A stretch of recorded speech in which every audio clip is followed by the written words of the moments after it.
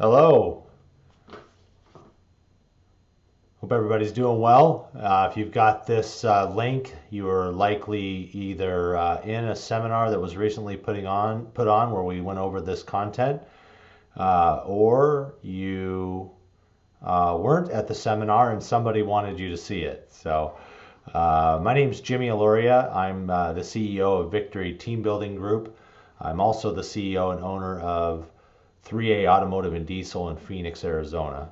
I've been doing this for about 23 years now. This is my 23rd year in the auto repair industry.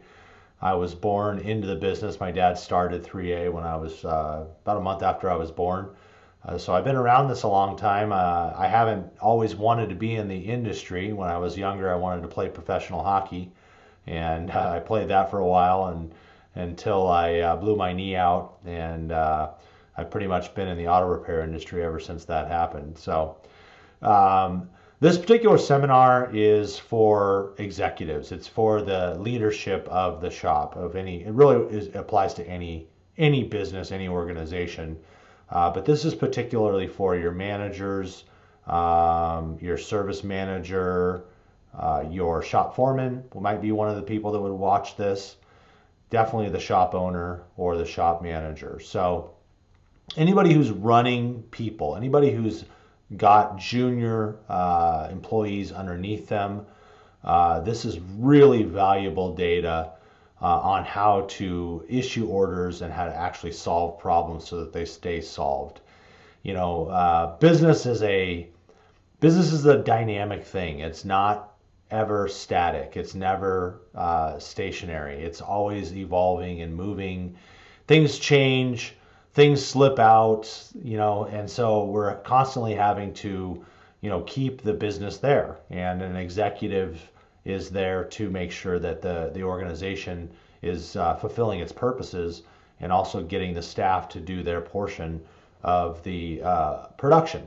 So this material was actually based on the Hubbard Management System that was written and created by humanitarian philosopher L. Ron Hubbard. This is strictly business. Mr. Hubbard was known for a lot of different things that he did. He was a writer, philosopher, but this is based on the materials for business administration and strictly that. So let's get started. Well, what's the problem? Well, maybe you've had this happen before. Are you the only one who can solve major problems in the shop or with customers? Maybe that's you. Do you have written policies but don't use them anymore? Maybe you have some written policies in three-ring binders or on the computer, or they're on several computers, but you hire somebody new and then you got to round them all up, and it's not something that's in a common manual or online someplace where everybody can use them. That might be you. Do you get resistance from some staff when you offer written solutions? Well, that can be an issue as well. So, if you're trying to put order into the shop and there's something that comes up where, you're just getting back off on actually having something that's going to be a solution put in place. It's like, oh, now we have to, or oh, great, another written policy, or oh, now, what do we do wrong now? That kind of situation. Here's a question for you. This is something you probably want to write down because when we get to the end of this, there's going to be a little drill to do, where we can actually review the material that we just had gone over.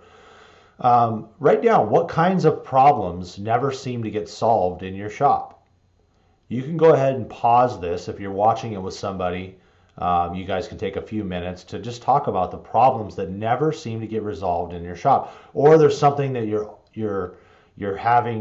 have a lot of attention on. It's like something that comes up. We haven't really tried to solve it. It's a problem, but we haven't really tried to solve it because we're going to get too much resistance, anything like that. So go ahead and pause it and just write some things down. Okay. So, this is basically what's going on with this seminar, is looking at those particular problems. The purpose of this seminar is to give you the truth that's going to help you ensure problems in your shop get solved and then stay solved. We've all been in a situation where we've solved something and then 3, 4 months later, we've got the same problems occurring again. And there's a process on how we have to get that drilled in on the staff and just keep it there. You got to go over policy, go over procedure again, and sometimes it's a little frustrating. So this is the actual information about how to get them solved and keep them solved. What you're going to learn today is you're going to learn how to identify the only type of employee to have on your team in your shop. There's only one type of employee that you want, and we're going to go over that type of employee. And two, you're going to learn how to present solutions to your team so that problems get solved and stay solved. All right? And if you do this, if you understand this reference that we're going to go over here, literally I use it. It's one of my go-to policies, and this information here is what I operate on when I'm dealing with my team. And being an absentee owner, I mean, I'm not in the shop. I mostly work with Victory, and I'm only in the shop 5 to 10 hours a week, if that. Some weeks I'm not even in there. So how you present solutions and getting your team on board with the solutions that you're presenting is really important. Now, this was for the seminar that I put on, that whoever showed you this seminar, they downloaded a link. I do have some other downloads to some of our content if you're interested in knowing more about us, or we have some stuff in there about technician surveys that we did, customer surveys. There's a shop flow program in there, a template on how to build a shop flow. You're more than welcome to scan this, and then we'll send you those links. So today, the material I'm covering in this seminar comes from an article that was written by Mr. Hubbard. It's called A Model Hat for an Executive. And what I'm talking about when I talk about articles, the material that we are presenting here it's from an accredited business called the Hubbard College of Administration in Los Angeles. And all the materials that we're using are what they study at the Hubbard College in Los Angeles. It's all business material, has nothing to do with anything but business. So this particular reference comes from the book on executive skills, as you can see there on the right.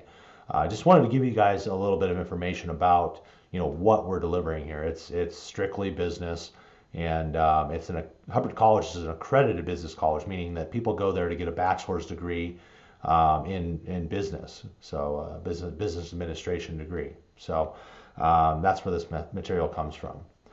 So going back to the definition of a model hat for an executive, just defining the terms. What is an executive?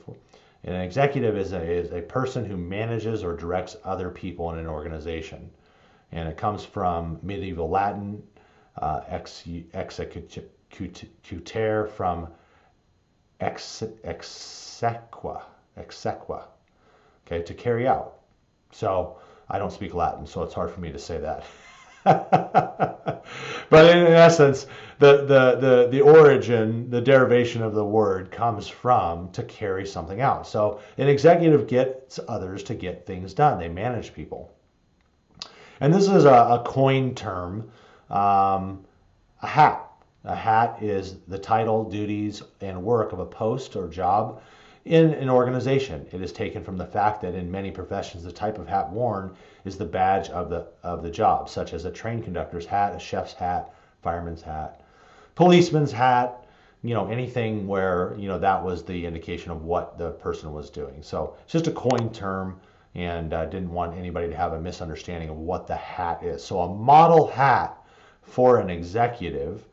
So model meaning like ideal, like this is something that is a good rendition or a good example, a model, as a model citizen, is a good example. So this is a model hat for an executive is the actual hat for the executive to understanding working with people and getting things done and executing the plans and programs and projects and purposes of the organization. And so the policy letter there is, the name of it is exactly what it is. So let's get into the material itself here. The primary purpose of an executive is this: to accomplish the purposes of the organization and or his department on a continuing basis by the use of adequate organization and personnel. So the executive is basically just ensuring that the business is fulfilling its purposes and using the structure that's there, the shop, all the equipment and the personnel that are there, to make sure it's fulfilling its purposes. Now, maybe one of the purposes is to, obviously the main purpose is to fix cars, right? That's what we do. Um, but another purpose might be to ensure that the staff is doing well and is paid well and is high morale. That's one of the purposes of my organization. So, the executives are there to make sure that we're fulfilling those purposes. Another one is to get people in his or her department or organization to get the work done. So again, going back to that definition of the executive, is there get others to get work done. So the primary purpose of the executive is to get people in their area to get things done. And then to understand the jobs of staff members and to get them to ably wear all of their hats. Now, this is really interesting because a lot of times in a bigger organization, the executives don't necessarily understand the jobs. Now, I'm not a technician. I did it when I was a younger, when I was really a kid. I never have done it much as an adult. But that's what we did. But I never really got into it. I understand it enough, but I have to, if I was going to be the manager of the shop, I would have to understand their job well enough to help them ably, meaning be able to do it well, ably wear all their hats. So I need to understand the jobs of the people. I can't just expect that they're just going to know how to do their job. I need to work with them and understand their job description and understand what they go through so that I can help them as the executive do their jobs well. And that is one of the purposes of my job as the executive. Okay. So these are the primary purposes of the executives. The main job is to get others to get things done. They're not always doing it themselves. As you move up the organization, there's a lot less doingness of the actual hands-on of fixing the cars or selling the work to the customer. It's more about getting the people in the organization to do their jobs. So getting the technicians to fix the cars, do the inspections properly, and make sure that it's done right. And then, in the administrative staff, making sure that the marketing is going out, making sure that the sales are being made in a timely manner at the right profit margins and things like that. That's what the executives are doing. Now, this is another part of the reference where some facts about in dealing with people. He says, anyone will discover in actually dealing with people that these factors dominate. Okay, there's about 8 of these points that we're going to go over here. 1, people are willing to do their best and will until hammered about it. We got to assume that most people want to do a good job. They don't intend to not fix the car right. And they don't intend to undersell the work, because something was missing on the estimate. People are willing to do their best and will until hammered about it. And I found that to be true. And I've been in situations where somebody was hammering me. I had a job one time where my boss, I was delivering seminars for a company, and our sales were down, and my boss was all over me and just like making me feel like I wasn't trying hard and I was doing something wrong with the way that I was presenting. And it was like, it really felt like, that she was, on me about the wrong things. It wasn't that I couldn't improve. Don't get me wrong. I don't mind that, but it got to a point where I was really getting frustrated and upset, thinking that maybe she didn't think I was doing a good job or not trying. And, I lost a lot of my willingness to do the job until later on they moved me I had another manager, and I worked really well with that guy. And we had some of the highest ever statistics once I got changed. So, maybe you can relate to this, where you've had a time in your life where somebody was, hammering you about something, and you just lost your will to work hard for them anymore. That's the point is here. So with our staff, we want to make sure that we're operating on their willingness, and we know that they're trying to do a good job. 2, most causes for complaint are based not on misconduct, but on misunderstanding.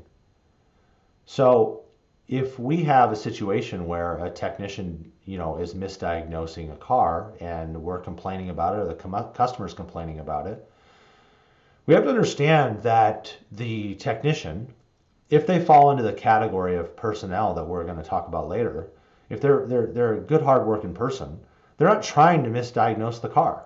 It's not a misconduct thing. They're not taking shortcuts or goofing off or not looking up technical data. Maybe it's just over their head, or maybe they don't understand what they're supposed to do. Maybe they don't understand your procedure on how you diagnose a car. It's usually not something that they're trying to do wrong. It's usually some sort of a misunderstanding. If somebody in your shop is not doing your procedure properly, again, they're probably not cognitively not doing the process right. Maybe they're turning in their payroll wrong. Well, they're not trying to do that wrong. Maybe they don't understand how you submit payroll or how they submit to be paid. So again, it's not based on misconduct, but on misunderstanding. And you have to realize that before we knee-jerk response and get really upset with somebody, we might want to check their understanding of what they're doing first and see if we can't help them understand their job better. That with a technician and some of the things that these guys are having to work on today, this is very common. And we can get, mad as heck at them, and it's not going to do any good if they just don't understand what they're working on, or they don't understand the equipment they're using to diagnose the car, or they don't understand the process, or they don't understand the words that are involved in the diagnosis. Meaning, like, they need to look up some technical terms. So again, people are trying to do their best. Most of the time, it might be a misunderstanding. 3, only personal contact can restore understanding. So if you've got a problem with somebody, to restore that understanding is through personal contact. Or if you have an upset with somebody, to make sure they understand what you're talking about, or the reason that you have a certain policy or procedure on how you deal with customers. The only way that you're going to restore that understanding is through that personal contact. And this goes just in dealing with people in general. It doesn't necessarily just have to do with being an executive. You're talking about a husband and wife, and they have an upset. Well, the only way that's going to resolve that is through personal contact, so that we can, hey, you know what? I'm really sorry that the other day I get up earlier than my wife, and I thought she was awake because she had sent a text to somebody, and I saw I was on a text chain, and so I ran into the room really quickly, opened the door quickly, and I startled her, and she's like, "Were you trying to startle me?" And I said, "No, I wasn't, and I just blew it off and got my stuff and left. Well, later on, I realized that I really scared her. And so I went over to her and I said, "Hey, I thought you were awake, and that's why I came in the room, not being real quiet." And she goes, "I understand. It just really startled me." And I said, "Okay," and it was fine. We kissed and made up. So, but again, this happens in business all the time. 4, written criticism or anger is rarely repaired by more writing. A breach opened by writing is usually susceptible to being healed only by personal contact. The moral is, therefore, don't open the breach with a distempered dispatch. Okay, a breach is like you're opening something up. Okay, a breach is like a break. Okay, so I find out that my gross profit margin last week was 10 points under where it was at. Do I want to send an email to the service advisors ripping them apart about that they better get their profit margin back up or they're not going to get their bonus? No. This is so important to understand, guys. In today's world with email and text messaging, do not send anger or criticism in writing like this. You're not going to, it goes back to that one before, you're only going to restore understanding by personal contact. Okay, so writing the criticism or your outrage is not going to solve the problem. Okay, and again, the only way you're going to actually fix it is by personal contact. So don't open the breach with a distempered dispatch, meaning an email or a text message. Call somebody. I don't like using emojis to try and communicate that maybe I'm joking around a little bit, but I'm still kind of upset. Like, what are you guys doing? You guys, trying to give the shop away? Well, you never know how that's going to be taken. So if you got something to say that's upsetting you, number one, you don't want to really communicate when you're upset, because I can tell you right now, when people are in anger, they usually say things that aren't true or they wish they could take back. You might think of a situation where, you were mad, you said something that you regret saying, and you wished you would have just walked around the block or taken a few minutes to cool down before you yelled at the employee, or yelled at your kid, or anything, or got mad at a friend. So when you are upset, take 2 steps back, take a walk, cool off, and then look at it. And then don't send something in writing. Call them up and say, hey, look, guys, I need to talk to you. I know I'm out of town right now, but the gross profit margins, we're down, 10%. I mean, we'll go broke if we have that. What's going on? And there's another point here I'll bring up in a second, that you might have to have some more understanding about what's going on. So always personal contact. 5, don't let a detected error drift. Take it up and correct it when found. Okay, so you find something out, take it up right away. Okay, you hired a new technician, and he's one of those guys that likes to clean his bay up after he's done with the job, but there's oil and antifreeze all over the place. No. If he's doing it right then, obviously you don't want to interrupt him in the middle of something, putting something back together, like, he's putting a wheel on. You don't want to interrupt him in the middle of that. Like, let him finish putting the wheels on the car and then take it up quickly, right? After he's got them torqued down and everything's good and it's safe. But, don't let, things pile up to a point where you got to go over 3 or 4 things at a time with people, because then they feel like they're just getting hammered on, right? Goes back to point number 1. Take things up, as you see them. 6, don't accumulate bad marks against a terminal. A terminal is somebody who's occupying a position in the shop. Okay, so you have a terminal that's a technician. You might have several technicians. Those are terminals. Service advisor is a terminal. Okay, don't accumulate bad marks against a terminal before acting. Forget old bad marks when they have been corrected. So again, take things up quickly and don't build them up, and stack them up against somebody. And then once you've corrected somebody about something, don't hold it against them later. I mean, it's just obvious, but these are things that happen in the world, right? Number 7, a terminal has his side of the story. As the person on the job has more valid data than the executive, listen and question before you decide you're outraged. So I'll give you an example. Talking about the gross profit margin. I was just in a meeting with my shop manager just a few minutes ago, and I was outraged because our profit margin was 7 points under our minimum, and I'm going, what the heck is going on? And I didn't dig into it. I just said, what's going on? And I didn't, and I know this rule, so I didn't like jump on her about the whole profit margin thing. I was like, what is going on with it? Like, do you know why the profit margin is low? And rather than be outraged at the fact that we're 7 percentage points down, and if I do the calculation on that's $4,000, and we're only on Wednesday for the week, I'm gonna be upset if we hit the end of the week and we're that far down in profit. So she prints the report and she goes, oh, yeah, it's this and this. And it was a couple of like really expensive comebacks that it was something that happened at the end of last year, but it was just now being posted. And it added up to a $1,200 cost.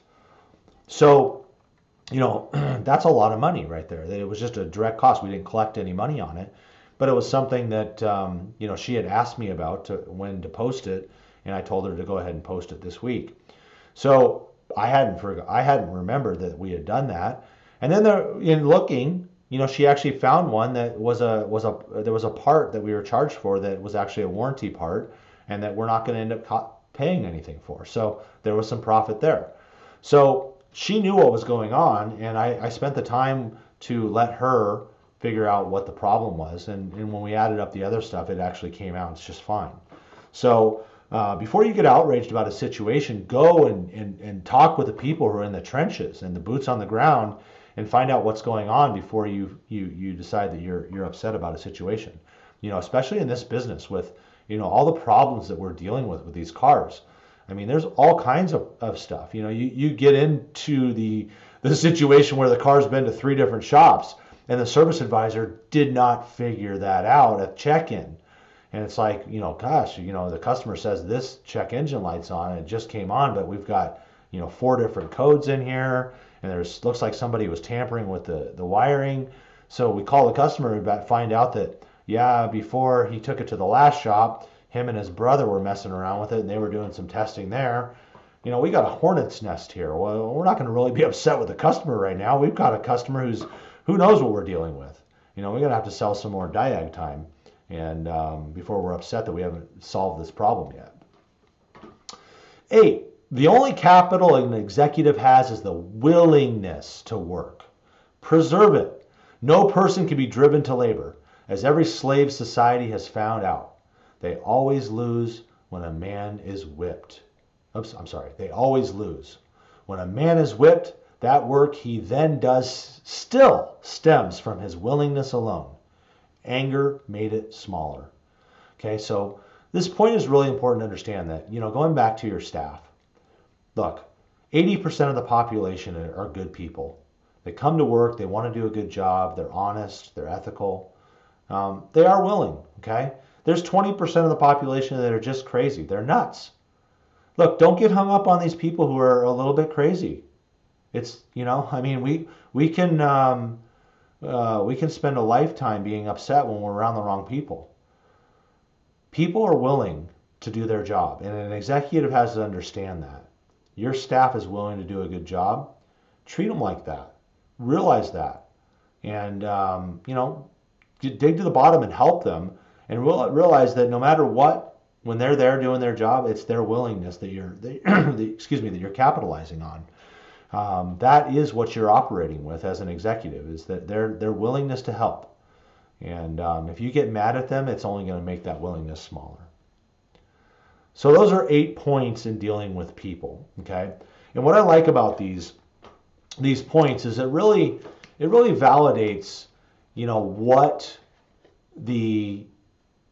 what we're dealing with. People are good for the most part. We're not dealing with jerks. We're not dealing with criminals. We're mostly dealing with willing people who want to do a good job. And validate your staff, acknowledge them. And I know they're not perfect. We're going to go over that in a second here. But if they're there every day and they're trying to do a good job, yeah, they're going to make mistakes. But realize they're not trying to make mistakes. Okay? And sometimes we got to stiffen discipline in the shop and get people, get on it. Let's get on the program, guys. Let's sharpen up here. Okay? But they're still willing. All right? So this is the first part of this reference, and really in understanding what we're dealing with as executives and how to deal with people. You might want to review these points because, again, it's very easy in the heat of the battle to be emotional and violate these things when we're upset. Now, the next part of this is the 3 types of employees. There's 3 different types of employees that we're going to go over here. There's no other types. Okay? We have then 3 classes of possible personnel. 1, the willing. Willing is just what it says. Hey, go pull that car in and do an inspection. Yes, sir. Okay, that would be willing. Hey, call this customer before noon and sell this job. Yes, sir. Okay, they're willing. 2, the defiant negative. We're going to define those terms, but you can get a pretty good idea of what that means, right? And 3, the wholly shiftless. Okay, we're going to define that one as well. So, defiant is full of or showing a disposition, like their beingness of how they conduct themselves. Okay, full of or showing a disposition to challenge, resist, or fight. Definition number 2, full of or showing defiance. Now, defiance is a disposition to resist, willingness to contend or fight. Look, this person is just battling all the time. They're defiant. They push against. They're not in agreement. And then negative, lacking positive qualities, especially disagreeable, marked by features of hostility, withdrawal, or pessimism that hinder or oppose constructive treatment or development. And then C, marked by denial, prohibition, or refusal. Okay, so they're disagreeing, they're withdrawn, they're a little bit hostile, they're negative. It's like, oh, I hate. It's like, oh, I want to go out to eat. Well, I hate eating out. Or we're gonna go to a Mexican restaurant. Well, I hate Mexican. Well, maybe you do hate Mexican food, but it's just a negative outlook, or that they're always pushing against. They're disagreeable. So defiant negative is somebody who is pushing against and is really not on the same team as you. Now we go to wholly shiftless. Okay, so wholly is just simply this. It's completely, like full or entire extent. So the whole shabam. Or we're wholly committed to this business. I mean, we're fully, completely committed. Okay, so wholly is fully. And shiftless, I never heard this term before until I read this reference, was shiftless is lacking in resourcefulness, inefficient. And I'm sure you're thinking of technicians that have worked for you in the past that now you go, yes, they were shiftless. Just, they could never look outside the box. They, it was like, unless they were doing an oil change, they were lost. And they get lost in that sometimes. And then the definition number 2 is lacking in ambition or incentive. They're lazy. Okay, so wholly shiftless is completely, fully, inefficient, lazy. They don't care. They don't care. All right, so going back to these 3 types, we then have 3 classes of possible personnel. We have the willing.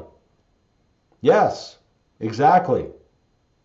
That superhero that works for you, that shows up every day. And they're not perfect all the time, but they're somebody that you want on your team. All right, these are not all your superheroes in your shop. They're not always the most talented ones in your shop. Doesn't matter. They show up to work and they're willing to do a good job for your company. And they try to be honest when they can. They try to do a good job when they can. And then you have the defiant negative, right? They're pushing against you. They have a negative outlook on life and about business and about work, and everything you do, they're defiant about. They're pushing against, and they just are not in agreement. And then 3, you have the wholly shiftless. They're just lazy. They don't care. They're not resourceful at all. They don't want to do a good job. They don't care to do a good job. Oh, they're not going to call that customer by the end of the day before they go home because they don't care. I know the job's not done. You're supposed to call him by 3. He knew at 3, but he's wholly shiftless and he's lazy and he didn't call the customer, and now you have an upset customer because this person is the service advisor. Or they do an inspection and they pencil whip the thing.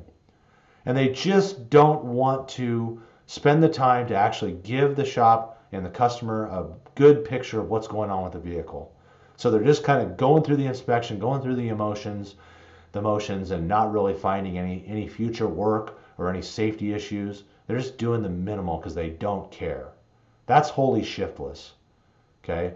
And these guys can be kind of combined. They can be negative, defiant negative, and wholly shiftless, all the same person. Defiant negative doesn't mean that they're vocal about it. I know most of us are thinking of that anger case that throws tools at their toolbox when they get mad, and every time you throw them out an oil change, they're like, all you do is ever send me oil changes, which isn't true. But they say that. Well, this person can also be somebody who's kind of quiet. We had one that we had to let go not too long ago, just a few months ago.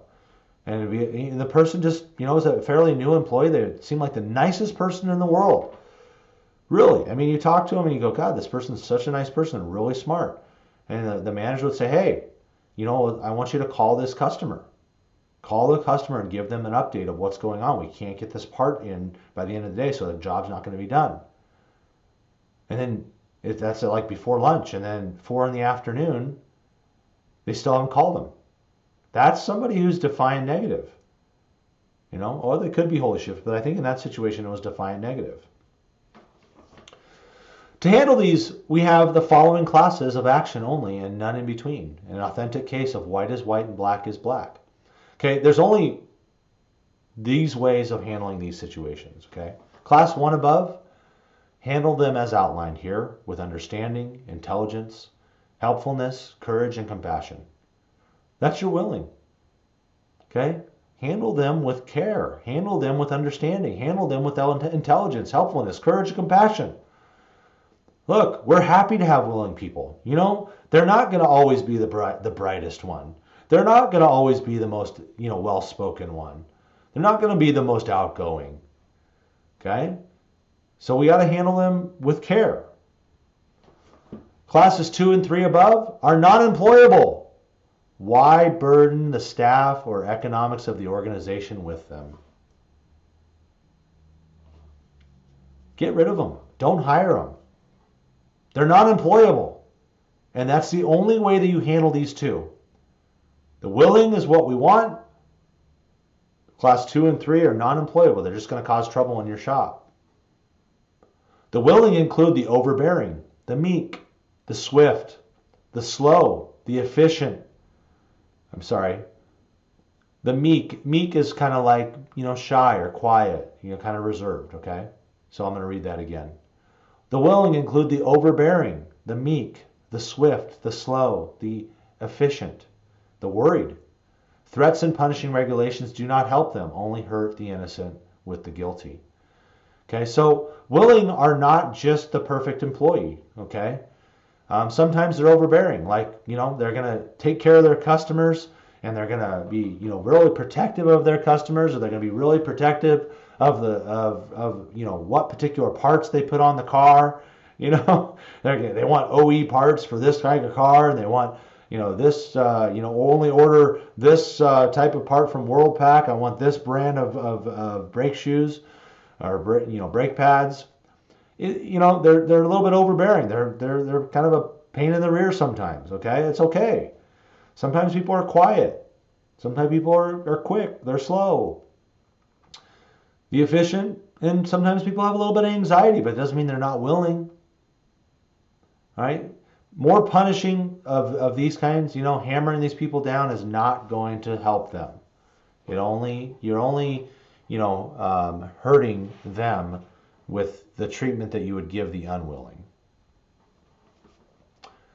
Tight scheduling, insistence, reason, crispness, and good communication and understanding help them. Okay? Tight scheduling, look, we want to have people on time. We want to have a full schedule, don't we, in the shop? Willing people understand it's going to be busy. And yeah, they might get a little grumpy every once in a while. But we keep a tight schedule. So we expect them to be on time. We expect them to stay until, the bell rings. We insist. We're insistence. We insist them to be good. We insist that they follow procedure. We insist that they are committed to their training and that they do what they need to do to be able to fix the cars. We insist that they're upfront with the customers and they get they make sure that they tell the customer that the job's not going to be done today, or when it's going to be done, or how much it's going to cost. Reason, like understanding.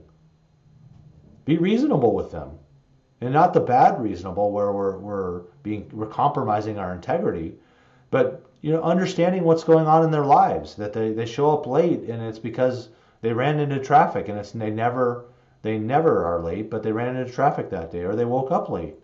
Okay, well, I'm not going to hammer this person if it's the one time that they're late. Crispness, be clear cut. Tell them exactly what you want them to do and in what order. Okay, I want you to work on these 3 cars in this order, and you have this much time on each job. That's crisp. And good communication and understanding. Do they fully understand what you meant? Don't be mumbling, and don't be short on your communication if it's in writing. Grab them, pull them aside. If there's a problem, get into good communication with them. Really find out what's going on. And understanding and understanding. Like, look, we're people. They make mistakes, or sometimes they don't understand. Understanding that what they're going through. Maybe they have a family problem that you need to help them with. All right, so just to really make sure that we're on the same page with this stuff, there's a couple drills here we're going to do on understanding how to handle staff, like the willing staff, okay? So what would be a good example of tight scheduling?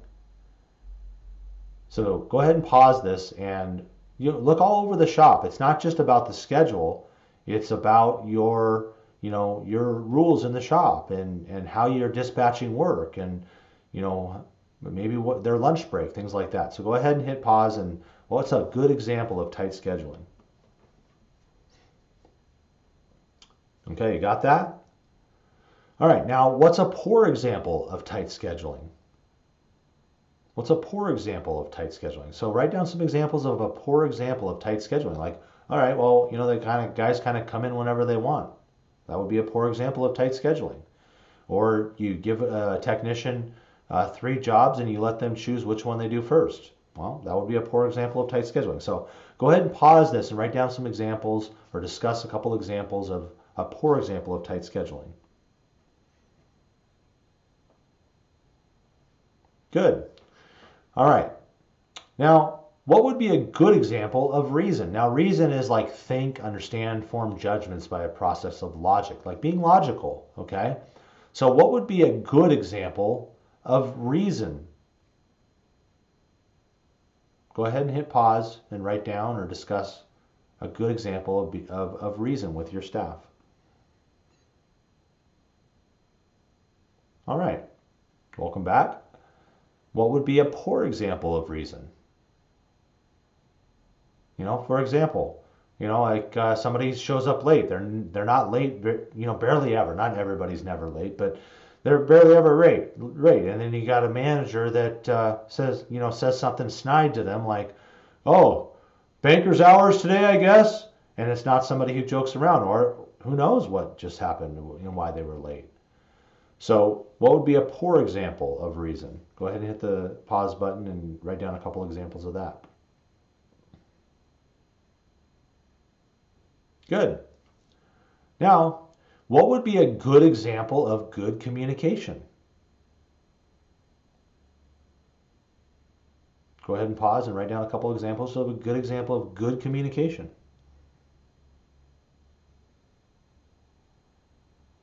All right. What would be a poor example of good communication? So, for example, if you're going to let's say somebody in the shop makes a mistake and they have a comeback. Good communication would be, I'm going to pull this guy aside, this tech aside, and say, hey, this came back, talk to me about what happened. And, it was an error. It was an error in diagnosis, okay? That's good communication. Tell me what happened. Okay, why did you come up with this solution? Like an example of a poor example of good communication would be in the morning meeting, say, hey, we got this comeback, Joe. So you want to tell the team what you were doing, that you had your head up your rear end, and why this is now a comeback? That would be a poor example. Okay, so just some examples that maybe you've seen where there was a poor example of good communication. Go ahead and hit pause. All right. Now, what would be a good example of understanding? A good example of an executive, being and understanding with their staff. Go ahead and hit pause.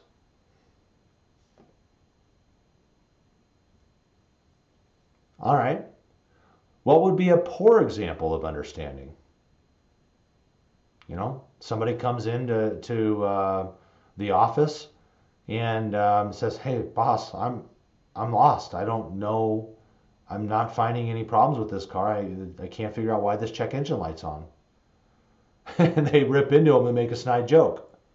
That's not understanding. That's not a good example of understanding. Okay. So a poor example would be, something like that, where they're making fun of them or they're calling them an idiot. So go ahead and hit pause and write down some poor examples of good understanding, or write down what would be a poor example of understanding.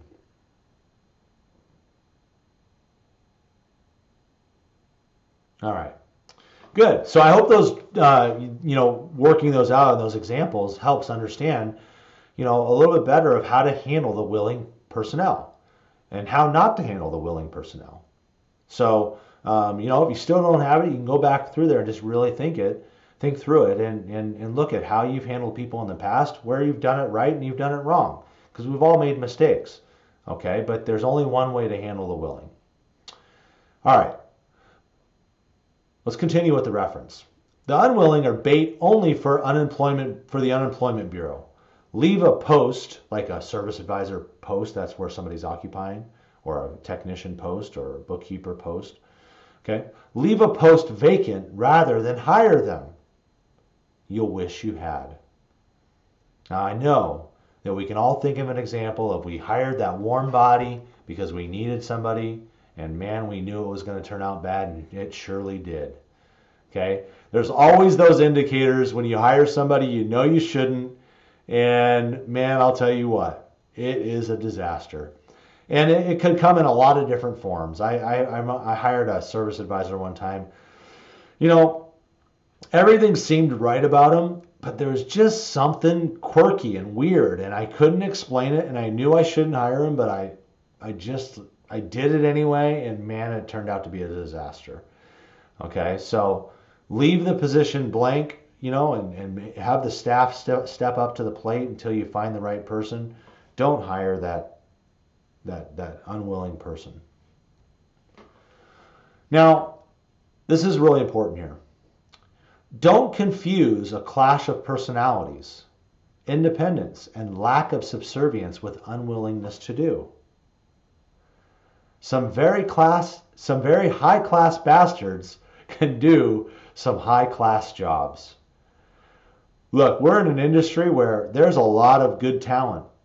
There's a lot of good talent. You've got some technicians, guys and gals, that they got some big heads, right? And they've got their independence, and they're very, very, very, maybe they're not, a yes man. They got their personalities, okay, and we got to deal with those personalities. It doesn't mean that they can't do a great job. Sometimes we got to put up with personalities. Teams put up with weird people to win championships. Like you go back to the days of, Michael Jordan, Scottie Pippen, and Dennis Rodman. Man, what a personality that Dennis Rodman was back in those days. But boy, did they win championships with him. He could rebound. His job was to rebound. And he did some weird stuff off the court. Okay? But he wasn't unwilling. He wasn't unwilling. Okay? But boy, was he an interesting character. And I played hockey with some guys that could score some goals. But I'll tell you what, I wasn't the guy I was going to go have a beer with after the game. They're not somebody I wanted to hang out with, but they were a big part of the team. And if we were down by a goal with a minute left in the game, there's nobody that I'd want on the ice more than that guy. Okay, so we have these people in our business that sometimes there's a clash of personalities. Maybe you don't get along with them perfectly. It's okay. It doesn't mean that they're unwilling. So it's really important to distinguish this difference. And one of the main things that you can distinguish them with is, how do they get along with others? Do they cause trouble? Do they cause trouble? Are they defiant negative? Do they cause upsets with customers because they're wholly shiftless and don't care? Or are they, like they just, somebody who, doesn't, they kind of keep to themselves. They're independent. They eat lunch in the corner by themselves. It's okay. Don't worry about that. They do their job. They come there. They're not causing trouble in the shop. Typically they're a willing personnel. The unwilling only do or say can't, no matter what solution or task is offered. Usually they don't talk. Sometimes they're models of meekness, right? They're quiet. But like a hunting dog that won't kill chickens, they are no good to you. See, sometimes defiant negative people are quiet about it. They're very covert in their hostility towards the business. They're quiet. And sometimes they can seem like they're a really nice person, but really they're pushing against the organization, or they just don't care. I've got a client that has we went on an inspection. They had a service advisor that just, they fit that category of wholly shiftless, and they just don't care. They just, they're a nice person. They're a nice dad. They're a good dad. They care about their kids, and they're nice when you talk to them. They're sociable, but quite honestly, they don't care about their stats. They don't care about their production. They don't really care about the profits of the shop. It's a wholly shiftless personality trait, and they're useless. I don't care if they're nice. I don't care if customers like them. If they can't sell and they're not doing their job, get rid of them. An executive needs as much discipline and anger as he lets the unwilling in. The first principle of an executive is to accomplish the goals of the organization and department. He must employ the willing and maintain communication and understanding. Okay, so your anger and your discipline and your policies and your procedures, you need a lot of that if you've got unwilling around you. You need less of that, and you'll have less anger and you'll have less discipline the more willing you have. Okay, so I always find when I have situations where I'm writing a lot of policy and I'm having to stiffen discipline all the time, I'm looking around for who's causing the trouble. Do I have an unwilling staff member someplace that I need to get rid of? Because if I do let that person stick around, if that's where it's coming from, and usually like 99% of the time when I'm having to write a lot of policy, there's somebody that I'm writing a policy about. It's always somebody, guys. A quarter century of leadership has taught me that the only underprivileged posts there are posts of leadership. As one rises on the scale of authority, his flaws magnify, and so does his power to hurt and destroy. Okay? Look, it's tough being at the top, guys. Leaders are hard to find. They are trainable. Okay? We can teach leadership, but it is a tough job, and you gotta have some thick skin in dealing with people. So don't get upset that sometimes it's hard, because it is. And as you go to the top, it's lonely up there. But realize that being a leader, you're one of few, and your job is tough, and dealing with people is not easy all the time. So, acknowledge that. It is. It's a tough job, but somebody's got to do it, and you've been chosen to be that person.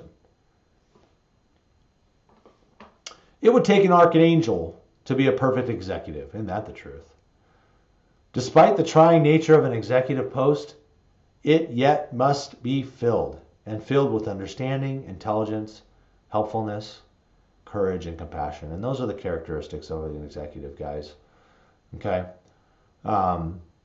We know that nobody's perfect. And we know that sometimes you're going to get upset and you're going to say the wrong thing, okay? Like he says here, it would take an archangel to be a perfect executive. You're dealing with people, you're dealing with personalities, you're dealing with, all kinds of things. But realize that at the end of the day, your job is to be understanding, intelligent, helpful, courageous, and compassionate. When a lack of these enter upon an organization's communication lines, meaning the way we communicate in the organization sickens and is gone. Isn't that the truth? You got somebody at the top who's angry. You hear this all the time in the dealerships, right? You get service advisors looking at the independent because they got a new service manager that came in and he cleared house. Literally cleared house because they didn't understand, they didn't really look, and they're just going to bring in all new people. Well, you start doing that in your shop, you got somebody who's just got that attitude, and the business is not going to do well. All right, so that's the portion of this about how to deal with people and what we're dealing with. Now I want to ask you a question. What are the only type of personnel we want to have in our shop? The willing, right? The willing. And you can go back and review those 8 points on dealing with people, to really understand, that people are really trying to do a good job. The willing.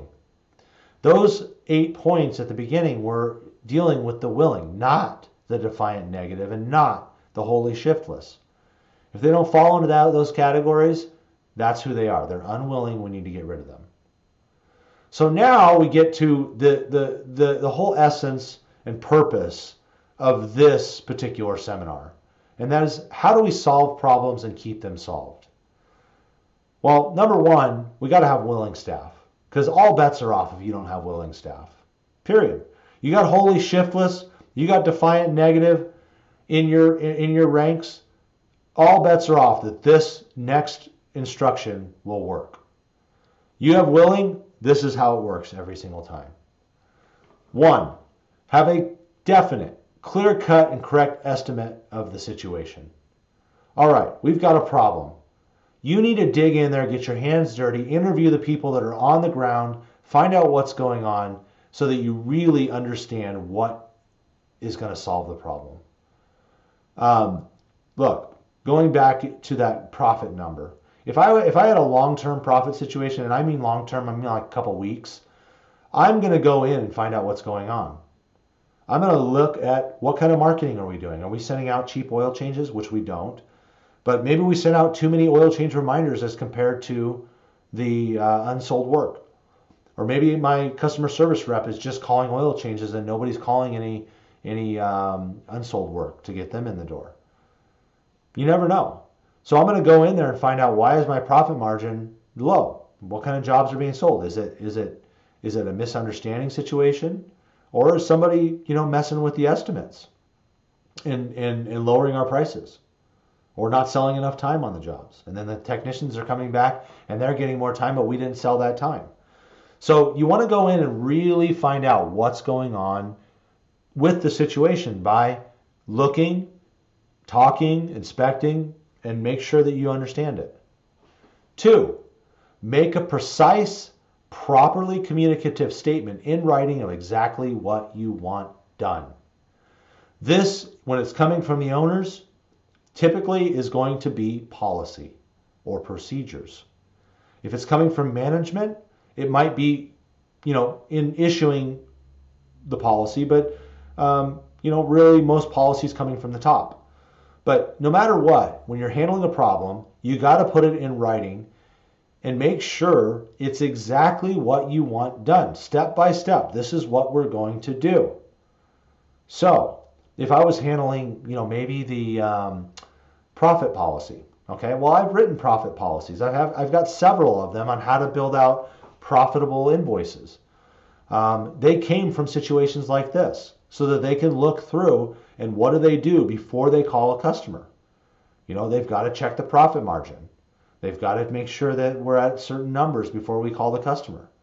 And, one of the things might be, if we're selling tires or batteries or things that we don't have the same margin on, recognizing that that would be a reason why the total profit on the job, percentage-wise, might be low, even though the profit dollar-wise is still just fine. Okay, so writing a policy on how you bid out jobs to make sure they're profitable and what to look for when the profit still doesn't add up, that's something that I have in writing for that particular situation.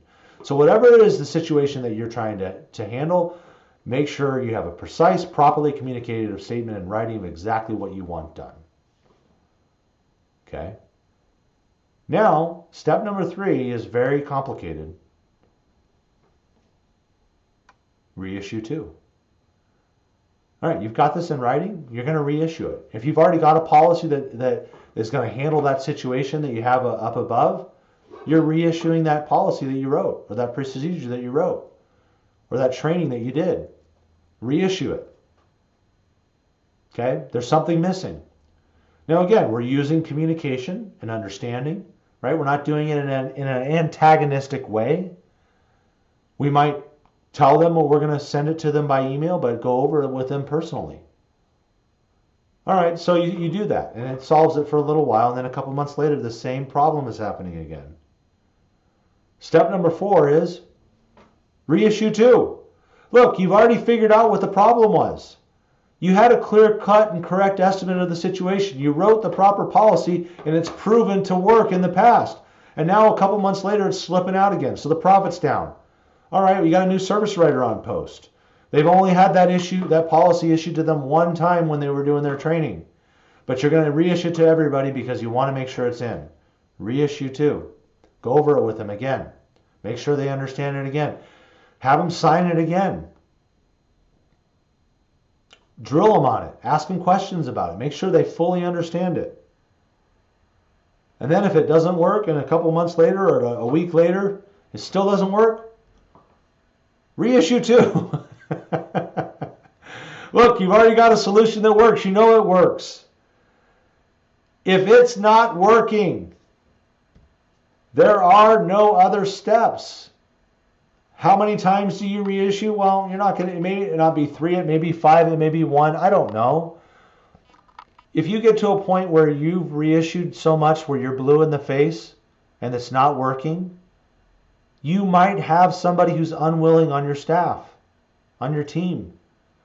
Or it might be somebody who isn't sharp enough to do the job you have them posted at. Not every technician can be a service advisor. It takes certain personality traits, which we're not going to go over today, but there's a certain amount of communication and confront that it takes in sales to be a service advisor. And sometimes technicians want to be, when they get worn out and beat up and they want to come in and do an office job, that they think they're going to be a service advisor just because they know a lot about cars. Well, maybe they're totally willing, but they just don't have the sales skills to do it. And you've tried to teach them based on your policy and they still aren't doing it right. Or sometimes people just aren't smart enough. I'm sorry, not everybody has the same IQ. And the higher up you go in the organization and in executive roles, you need to have some pretty sharp cats in those positions. And if you got somebody who's just not bright enough, I'm sorry. They're not going to be an exec. They can't run other people. And you got to pull them off post or reassign them someplace else.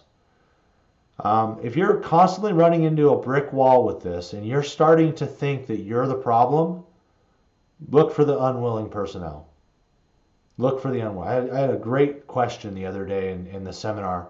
It's like, what if I feel like I'm being nitpicky because I keep asking them to do it again and again and again? Look, they've reversed it and now you've got the attention on you? No. You're not being nitpicky. If you've got it really well communicated in writing, and you've gone over it with them and it's a sane solution to a problem and they're still not doing it, you've either got somebody who's unwilling or you got somebody who's not sharp enough to do the job. Don't introvert on this. Okay? And that's why this policy is so validating to the executives and the staff. Right? You're working with people. It's hard sometimes, but you got to re-engine. You got to ding this stuff in and hammer it in until they've got it and they know it like the back of their hand. And depending on how detailed the solution is, it might take some time to get it in, and there might be some confusion that comes off until you get it in. All right, but don't worry about it. Just keep reissuing it, and if it's still not working, look if you have somebody who's unwilling. All right, now we're at the final section of this, and I want to do this drill because now. At the beginning, I asked you what problems in your shop just never seem to get solved. So I want you to pick a problem or a couple problems. And if you're watching this by yourself, you're going to drill this by yourself. It's going to be kind of hard, but at least you can go through the first part of the drill. But if you're watching with somebody else, twin up, meaning grab somebody to work with, and one of you be the boss and one of you be the employee. Okay. So turn to the person next to you and role play a scenario of one of these problems. 1, have a clear, definite, clear-cut, and correct estimation of the situation. All right.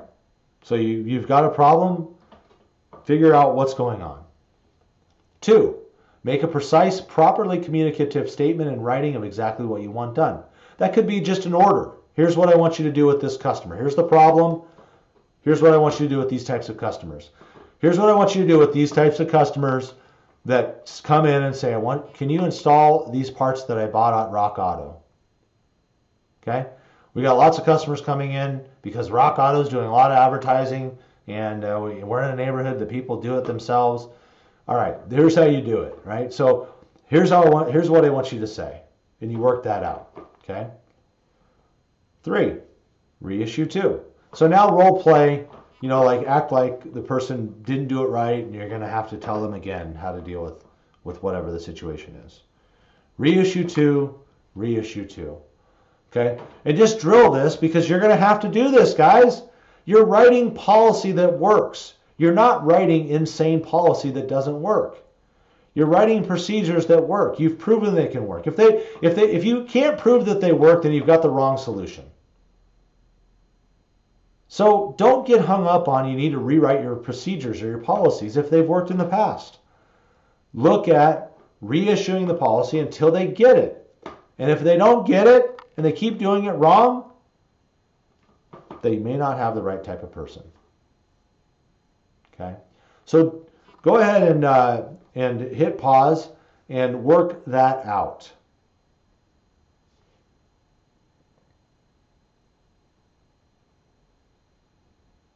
All right. Hopefully that was helpful.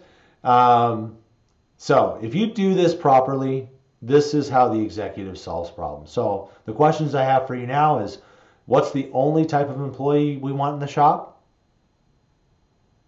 The willing, right? All right. And then how do you solve problems to ensure they stay solved? Reissue too, right? Reissue that solution that you put in writing. You just got to keep reissuing it until it's drilled in enough to where the problem is solved. So, all right, guys, that's pretty much all I've got today. Again, my name is Jimmy Aloria with Victory Team Building Group. If there's any questions that you have about this reference or you don't understand something, I mean, again, I did this in just over an hour, and we spent 3 hours on this in our seminar. It's usually something that I can get done in about, an hour to an hour and a half. But when we're really working through it, there's going to be a lot of questions that come up. So if you do have any questions, feel free to reach out to me at any time. That's my direct line right there. And of course, there's my email. So I hope you enjoyed this. If there's anything else we can do for you, please reach out. We're here to help. And I hope you guys do well and you're back winning. Have a good one.